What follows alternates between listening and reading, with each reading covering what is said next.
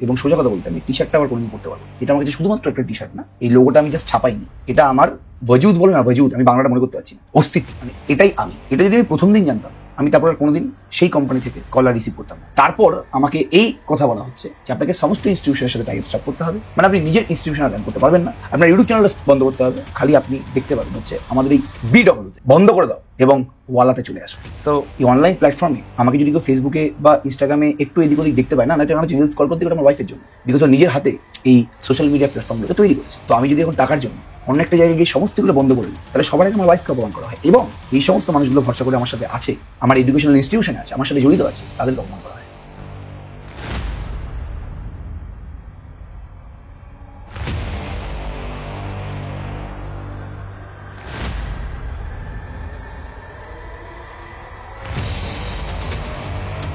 Exactly 2013 সালে আমার পড়ানোর জার্নি শুরু, প্রাইভেট টিউশন করা শুরু আর কি। তখন আমি ভাবিনি যে আমি এটাকে কেরিয়ার হিসেবে চয়েস করবো কোনোদিন।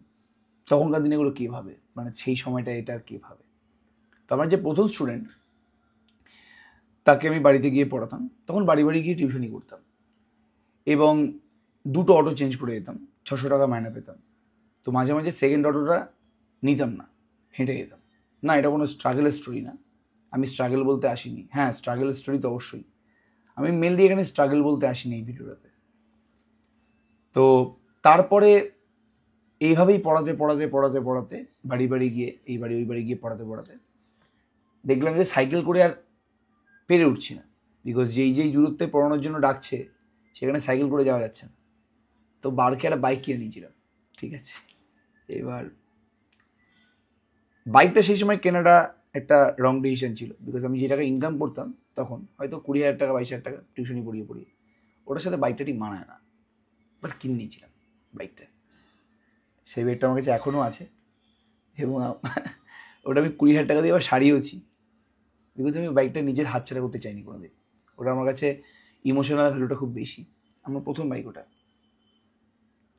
তো বাইক কেনার পরে ভগবানের আশীর্বাদে কোনোদিন বাইকের ইএমআই দিতে আমার লেট হয়নি, ওইটুকুনি আমি টিউশনি করে ইনকাম করতে পেরেছিলাম। তারপরে একটা কোচিং সেন্টার পড়ানোর সুযোগ পেয়েছিলাম। কোচিং সেন্টার পড়ানোর সুযোগ পাওয়ার পরে 2018 সালে নিজের কোচিং সেন্টার ফর্ম করেছি, এবং বরাবরই নিজে কিছু পড়বো সেটা ইচ্ছা ছিল, এবং ম্যাথামেটিক্স অনার্স দিয়ে আমার কিন্তু নিজের কোচিং সেন্টারে পড়ানোর জন্য শুরু। তার আগে প্রচুর ক্লাস 11-12 পড়িয়েছি, প্রচুর পড়িয়েছি, 9, 10, 11, 12, 7ও পড়িয়েছি। তো 2018 সালে যখন নিজের কোচিং সেন্টার খুললাম, তখন বুঝতে পারলাম যে নিজের কোচিং সেন্টার বা একটা এডুকেশনাল ইনস্টিটিউশনের কী কর্তব্য বা কীভাবে রান করে। তো রান করতে করতে করতে করতে তখনও কিন্তু যখন শুরু করেছিলাম, তখনও কিন্তু এটাকে আমি এজ এ কেরিয়ার হিসাবে নেব সেটা ভাবিনি। 2017 সালের লাস্টের দিকে কথা বলছি বা 2018 সালের কথাবার্তা বলছি। তো অবাকভাবেই আমি ঠিক কোভিডের পরে বুঝতে পারলাম যে আমি এটা ছাড়া সেরকম কিছু পারি না, আমি এই পড়ানো ছাড়া সেরকম কিছু পারি না, আমার এটাই হয়, ঠিক আছে, ওকে, এবং এটা কিন্তু আমার ভাল লাগে। তো এই করতে করতে করতে করতে আগে তো খুব এনার্জি দিয়ে পড়াতাম এবং স্টুডেন্টদেরকে বোঝানোর জন্য পড়াতাম। এবার আমি ভালোবেসে এবং এটাকে নিজের পেশা বানানোর জন্য ঠিক 2021 সাল থেকে পড়ানো শুরু করলাম, যেটাকে আমি নিজের পেশা বানাবো, ঠিক আছে, ওকে, আমি এটা ছাড়া কিছু করতে পারবো না। তারপর মাঝখানে বিয়ে করার জন্য একটা কলেজে গিয়ে কিছুদিন গেস্ট লেকচারশিপও করেছি, যদিও এতে আমার বউ, শাশুড়ি, বাবা, জেঠিমা, জেঠু কারোরই সাই ছিল না। খালি ইচ্ছে ছিল আমার মার যে তুই তো বিয়ে করছিস, আমি কি বলবো, তুই কি করিস। বললাম যদি বলবে পড়াই, বলছে না তুই কিছু একটা কর। তো আমি এই 1 বছর খুব হন্যে হয়ে চাকরি খুঁজেছি, তো ওই চাকরিটা করেছি, এবং বিয়ে হওয়ার 1 বছর পরেই চাকরিটা আমি ছেড়ে দিই, ঠিক আছে। তারপর থেকে তো ফুল টাইম এটাই করি। এবার এগুলো আমি কেন বলছি, এগুলোর সাথে আজকে থাম্বনেলের সম্পর্কটা কি। প্রত্যেকটা টিচারের লাইফে একটা করে অ্যাপ্রিসিয়েশনের সময় আসে, যেখানে মানুষ তাকে অ্যাপ্রিসিয়েট করে। আমার লাইফে যেটা ঝুড়ি ঝুড়ি এসছে, ঠিক আছে, কিন্তু আমি এটা জানতাম না যে আমাকে কি আমার আশেপাশের লোকেরা এবং ইউটিউবের কিছু মানুষই অ্যাপ্রিসিয়েট করে, নাকি ইন্ডিয়ার সব থেকে বড় এডুকেশনাল প্ল্যাটফর্ম তারা আমাকে অ্যাপ্রিসিয়েট করে। তো ইন্ডিয়ার সব থেকে বড় এডুকেশনাল প্ল্যাটফর্ম থেকে যখন আমি নামটা নেব এই মুহূর্তে, যখন অফারটা আমার কাছে এলো যে 20 তারিখ, মে মাসের ঠিক 20 তারিখ, যে আমরা চাই যে আমাদের যে বেঙ্গলি ভার্টিক্যালটা আছে, মানে সোজা কথা বলতে বাংলা যে ইউটিউব চ্যানেল এবং বাংলা যে ওদের ভার্নাকুলারটা আছে, আপনি সেখানে as a maths teacher join করুন। তো কোনোদিন অন্য কোনো কোচিং সেন্টারে গিয়ে পড়াইনি, আর যে ইনস্টিটিউশনে গিয়ে পড়েছি ওটা বিএ করার জন্য পড়েছি, বিয়ে তো আমার এখনও চলছে, তো আমি অন্য কোনো ইনস্টিটিউশনে পড়ানোর কথা ভাবিনি। বাট সাডেনলি যখন ইন্ডিয়ার সব থেকে বড়ো এডটেক প্ল্যাটফর্মের অফারটা এলো, তখন আমি একটু স্টপ করলাম। ওয়াও, এবার কি আমার ভাবতে হবে যে হ্যাঁ ঠিক আছে, আমি হয়তো আমার কোচিং সেন্টারটার সাথে সাথে আমি ওটাও করবো, বিকজ এত বড় অফার, ঠিক আছে, এবং এতগুলো স্টুডেন্টকে একসাথে পড়ানোর যে অপরচুনিটি, সেটা হয়তো আমি তৈরি করতে পারবো। আমার তৈরি করতে 5-6 বছর লাগবে আরও এই মুহূর্তে, বাট আমি ইনস্ট্যান্ট সেটা কোনোদিন পাবো না, আমাকে তৈরি করতে হবে ওটা। তো অবভিয়াসলি ওটা ক্লাস 11-12 জন্য ছিল। তো আমাকে ডাইরেক্ট ফোন করে বললো যে এরকম ব্যাপার স্যাপার আছে, আপনি কি ইন্টারেস্টেড? বললাম হ্যাঁ আমি ইন্টারেস্টেড। বলছে তাহলে আপনার ইন্টারভিউ হবে। তো ইন্টারভিউ একজন খুব পপুলার মানুষ নিলেন আর কি, মোটামুটি তাকে ছাত্রছাত্রীরা চেনে, আমি তার নাম নেবো না এই মুহূর্তে এখানে। যখন ইন্টারভিউটা নিল, আমি বুঝতে পারলাম যে আমি কতটা 11-12 ভুলে গেছি। এত বছর ম্যাথামেটিক্স অনার্স পড়াতে পড়াতে, হাই লেভেলের প্রবলেম সলভ করতে করতে, ম্যাথামেটিক্সের ভেতরে ঢুকে গিয়ে আমি 11-12 প্রচুর প্রবলেম ভুলে গেছি। 11-12 প্রচুর জিনিস আমার মানে মাথা থেকে বেরিয়ে গেছে। তো আমার ইন্টারভিউটা ভালো হয়নি খুব একটা। তো ইন্টারভিউটা ভালো হয়নি, খুবই লজ্জিত ফিল করলাম, এবং আমি ভাবলাম যে ইস, অঙ্ক টিচারের অঙ্ক পারলাম না। হ্যাঁ, সত্যি অঙ্ক পাইনি, 11-12 অঙ্ক পাইনি, তো সত্যি অঙ্ক পাইনি। এত বছর ধরে ম্যাথামেটিক্স অনার্স পড়িয়ে তো সত্যি আমার 11-12 স্কিলটাতে একটু মানে হয়ে গেছে, না খারাপ হয়ে গেছে। তো ভাবলাম যে ঠিক আছে, আমি বললাম যে ভালো পারিনি আমি জিনিসটা। তো তারপর আমি কিছু বলিনি। তারপরের দিনই সেই কোম্পানির এইচআরের থেকে ফোন এলো যে আপনার আগের রাউন্ডটা ক্লিয়ার হয়ে গেছে। আমার প্রথম কোশ্চেন ছিল যে কীভাবে ক্লিয়ার হয়েছে এটা। বলছে না স্যার, ক্লিয়ার হয়ে গেছে, কোনো সমস্যা নেই, আপনি ভালো বলেছেন, আপনার কনফিডেন্স ভালো ছিল, আপনি ব্যাপারটা বুঝিয়েছেন জিনিসটা, ওটা আমাদের ভালো লেগেছে, ঠিক আছে। এরপরে যে রাউন্ডটা হয় সেটা হচ্ছে এইচআর রাউন্ড।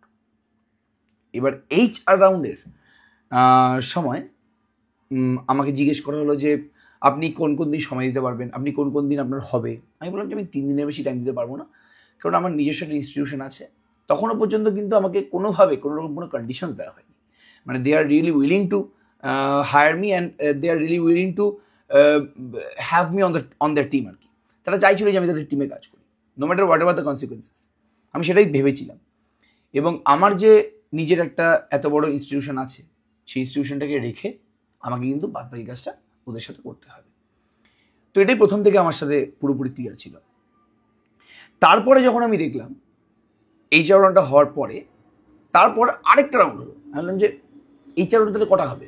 বলছি না, আগেরটা স্যার প্রি এইচআর রাউন্ড ছিল, এবার হচ্ছে আপনার এইচআর রাউন্ড। আচ্ছা ঠিক আছে।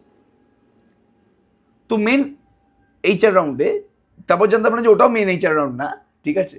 তো আমি যখন গেলাম একটা রাউন্ডে, তখন আমার সাথে যেই ইন্টারাকশানটা হয়েছিল ওটা হচ্ছে 2 থেকে 2.5 মিনিটের, মানে ভাবুন 2 থেকে 2.5 মিনিটের ইন্টারভিউ।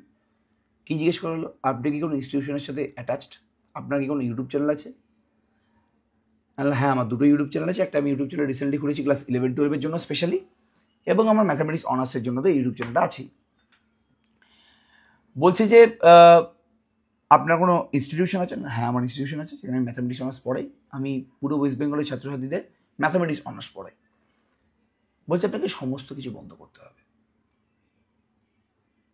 আমাদের কাছে আসতে হলে আপনাকে সমস্ত ইনস্টিটিউশনের সাথে, আপনার যতগুলো ইনস্টিটিউশন আছে সমস্ত ইনস্টিটিউশনের সাথে টাই আপ বন্ধ করতে হবে। মানে সোজা কথা বলতে গেলে আমার যে 2খানা ইউটিউব চ্যানেল আছে বন্ধ করতে হবে, আমার যে কোচিং সেন্টারে যে এতগুলো স্টুডেন্ট আছে, আমি স্টুডেন্টের নাম্বার এই মুহূর্তে বলবো না, বাট 1000-এর উপরে তো আছে,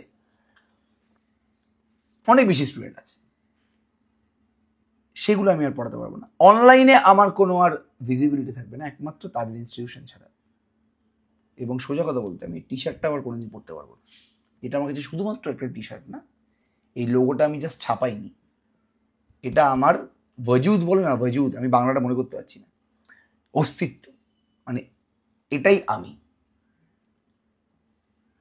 এটা যদি আমি প্রথম দিন জানতাম, আমি তারপর আর কোনোদিন সেই কোম্পানি থেকে কল আর রিসিভ করতাম না।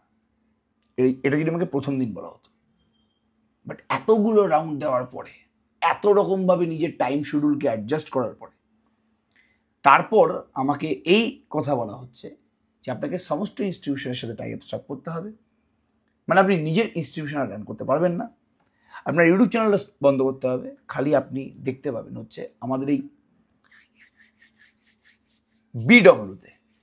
বিডব্লিউ বন্ধ করে দাও এবং ওয়ালাতে চলে আসো। সো আমি বললাম যে না, পসিবল না। তারপরের দিন যার সাথে আমার মেন কথাবার্তা হয়েছিল, যে অ্যাকচুয়াল সেই কোম্পানির HR, সে আমায় ফোন করে বলে, স্যার আপনার রাউন্ডটা কীরকম হলো, কালকে আপনার রাউন্ড কীরকম হয়েছে।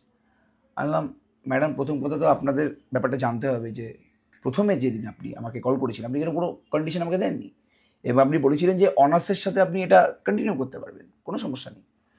আমি সেই জন্যই রাজি হয়েছিলাম, সেই জন্য আমি এতগুলো রাউন্ড ইন্টারভিউ দিয়েছি। এখন সাডেনলি এটা, ও আচ্ছা আচ্ছা দিচ্ছি। তার আগে আমার সাথে মোটামুটি টাকা পয়সার কথাবার্তা হয়ে গেছে। আমাকে যে টাকাটা অফার করছিল সেটাকে আমি 1 মাসে হয়তো 4টা আইফোন কিনতে পারতাম। বাট হ্যাঁ, আমি এখন আমার ইনস্টিটিউশন থেকে যে টাকাটা ইনকাম করি তার ধারে কাছেও না, ওটা তার ধারে কাছেও ছিল না। বাট হ্যাঁ, আমি 1 মাসে 4টা আইফোন কিনতে পারতাম, আমাকে সেই কোম্পানি যেটা অফার করছিল। তো আমি রিসেন্টলি একটা পডকাস্ট করেছি, আমাকে একটা জায়গা থেকে পডকাস্টের জন্য ডেকেছিল। তো আমাকে ডেকে বললো যে, আমি তাকে এই গল্পটা বলেছি, বলছে যে যদি আপনাকে সেই কোম্পানি আপনি এখন যে ইনকাম করেন তার থেকে বেশি টাকা অফার করতে, আপনি যেতেন? না, ডবল টাকা, ট্রিপল টাকা, 10 গুণ টাকা যদি 10 কোটি টাকা অফার করতো বা তার থেকে বেশি, তাও যেতাম না। বিকজ আমি কম ইনকাম করি, ভাত খাই, ডাল খাই, যাই করি না কেন সেটা আমার নিজের, এটাকে আমি নিজের হাতে তৈরি করেছি, অনেক কিছু বিসর্জন দিয়েছি। এবং এখানে আমি একা না, এখানে আমি, আমার সাথে কিছু টিমের মেম্বার এবং আমার ওয়াইফ, এরা মারাত্মকভাবে ইনভলভ আছে। এই অনলাইন প্ল্যাটফর্মে আমাকে যদি কেউ ফেসবুকে বা ইনস্টাগ্রামে একটু এদিক ওদিক দেখতে পায় না, নয়তো আমার রিলস কল করতে ওটা আমার ওয়াইফের জন্য, বিকজ ও নিজের হাতে এই সোশ্যাল মিডিয়া প্ল্যাটফর্মগুলোকে তৈরি করেছে। তো আমি যদি এখন টাকার জন্য অন্য একটা জায়গায় গিয়ে সমস্তগুলো বন্ধ করে দিই, তাহলে সবার আগে আমার ওয়াইফকে অপমান করা হয়, এবং এই সমস্ত মানুষগুলো ভরসা করে আমার সাথে আছে, আমার এডুকেশনাল ইনস্টিটিউশনে আছে, আমার সাথে জড়িত আছে, তাদেরকে অপমান করা হয়। সো এটা আমি কোনোদিন করতে পারবো না, এটা পারতাম না আমি কোনোদিন করতে। বাট হ্যাঁ, ফ্লন্ট করার তো বিষয় বস, এটা সত্যি ফ্লন্ট করার মতো বিষয়, বিকজ এরকম অফার জেনারেলি সবার কাছে আসে না, ঠিক আছে? এবং যেই টাকাটা দিচ্ছিল হিউজ অ্যামাউন্ট। সো এটাই বলা যে এই ইউটিউব চ্যানেলটা কোনোদিন বন্ধ হবে না। এই ইউটিউব চ্যানেলে 15,300 সাবস্ক্রাইবার, হয়তো সেটা কোনোদিন 20,000 হবে, 25,000 হবে, হয়তো হবে না কোনোদিন 50,000, 1 লাখ। বাট ঠিক আছে, এটা আমার নিজের, এটা আমি নিজের হাতে তৈরি করেছি, এটা আমি কোনোদিন কিছুর জন্যই বন্ধ করতে পারবো না। সো আমার এটাই বলার এত বড় এডুকেশনাল ইনস্টিটিউশনকে, যে রেসপেক্টটা শুধুমাত্র কথা দিয়ে হয় না, রেসপেক্ট কিছু কিছু কাজেও হয়। আমি তারপরে কিন্তু সেই HR-কে ফোন করেছি যে কি হলো ব্যাপারটা, আমাকে একটু জানান, বিকজ আমার তো আদার্স কাজও আছে। তারপর তারা আর ফোনটা ধরেনি। আমাকে যদি ডাইরেক্ট ফোন করে জানিয়ে দিত যে স্যার আপনার হবে না, মানে ওটা আমরা কন্ডিশনটা রিভোক করতে পারবো না, আপনাকে সব কিছু বন্ধ করতে, না ফাইন, ফেয়ার এনাফ, কোনো সমস্যা নেই, আমার কিছু টাইম ওয়েস্ট হয়েছে, বাট ঠিক আছে, বাট সেটা করেনি। তো হোপফুলি পরে আবার কোনো দিন তাদের সাথে কথাবার্তা হবে, বাট সেটা আর কোনো দিন এই টার্মসে কথাবার্তা হবে না, হয়তো কোনো অন্য ব্যাপারে কথাবার্তা হবে, এবং নিজেকে সেই জায়গায় নিয়ে যাব, এটা আমি প্রমিস করলাম। তো এটাই বলার ছিল, সবাইকে অল দ্য বেস্ট, নিজের লাইফে ফাটিয়ে কাজকর্ম করো। তবে আমার মনে হলো যে এই স্টোরিটা তোমাদের জানা দরকার, মানে তোদের জানা দরকার, সো আমি জানালাম। এবং প্রে করিস, যারা আমাদেরকে ভালোবাসিস, যারা এই ইনস্টিটিউশনটাকে ভালোবাসিস, তাহলে সত্যি আমরা আস্তে আস্তে এগোতে পারবো। এরকম অফার আরও আসবে, but Ayan Chakraborty classes ACC will stand still. আর কারোর সাথে এরকম কোনো কন্ডিশনে কথাবার্তা হবে না, সে যত বড়ই প্ল্যাটফর্ম করবে। আর যত বড় আর কী হবে, সব থেকে বড় এডুকেশনাল প্ল্যাটফর্ম তো অফার করে ফেলেছে, আর কি করবে। চলো, টাটা।